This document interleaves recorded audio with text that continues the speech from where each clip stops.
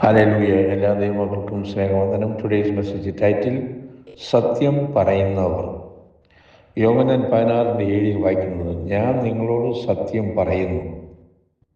ഇന്ന് നാം ജീവിക്കുന്നത് സ്തുതി പാഠകരുടെ ഒരു ലോകത്തിലാണ്.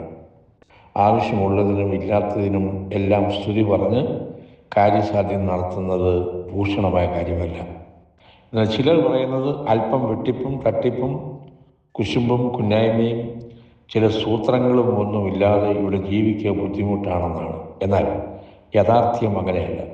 സത്യത്തിന് സാക്ഷ്യം വഹിച്ച് രക്തസാക്ഷികളായിട്ടുള്ളവരുടെ പിൻതലമുറയാണ് ഇന്നത്തെ ക്രിസ്തീയ ഗണം. മത്തായി എഴുതിയ സുവിശേഷം 14 അധ്യായത്തിൽ സത്യത്തിന് സാക്ഷ്യം വഹിച്ച് തല ഛേദിക്കപ്പെട്ട യോഹന്നാൻ സ്നാപകൻ നമുക്ക് കാണാൻ പറ്റും. ഇതുപോലെ എത്രയോ കഥാപാത്രങ്ങളെയാണ് ബൈബിളിൽ തന്നെ നിരത്തി വയ്ക്കുന്നത്. ഒരുപക്ഷെ ഇന്നത്തെ സലോമിമാർ താലത്തിൽ തല ആവശ്യപ്പെട്ടെന്ന് വരാം. പക്ഷെ സത്യം മറച്ചു വയ്ക്കുന്നത് കഠിനം തന്നെയാണ്.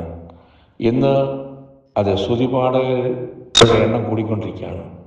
പാട്ടെഴുതിയാലും നോവൽ എഴുതിയാലും ലേഖനം എഴുതിയാലും പുസ്തകം എഴുതിയാലും അതിന് അവാർഡ് വാങ്ങിക്കാൻ നടക്കുന്ന ഒരു കൂട്ടം വിശ്വാസികളെ നമുക്ക് കാണാൻ സാധിക്കുന്നു. ഇന്ന് സത്യത്തിന് സാക്ഷ്യം വഹിക്കുക ദുഷ്കരമാണ്. സ്വേച്ഛാധികരമായ പ്രമത്തരായ ഭരണാധികാരികളുടെ മുമ്പിൽ, അഹങ്കാരികളായ ഓഫീസ് ജീവനക്കാരുടെ മുമ്പിൽ തുടങ്ങി സഭാതലം വരെ ഏത് മേഖലയിലും സത്യം പറയുന്നവർക്ക് ഇരുട്ടടിയാണ് പ്രതിഫലം കിട്ടുന്നത്. പക്ഷേ ഗാകുൽത്ത മലയിലേക്ക് നോട്ടമുള്ളവർ മനം മടുക്കാതെ വണ്ണം വിരോധം വഹിക്കും. സത്യത്തിനു വേണ്ടി സഹിക്കുവാനും ഒറ്റപ്പെടുവാനും ഒരുപക്ഷെ ക്രൂശിക്കപ്പെടുവാനും നാം തയ്യാറായേ മതിയാകുകയുള്ളൂ. എന്നാൽ അഗ്നിശോധനയിലെ വൃതന്മാർക്ക് തിളക്കം കൂടും എന്ന യാഥാർത്ഥ്യം നാം മറന്നു കളയരുത്. Speak the truth.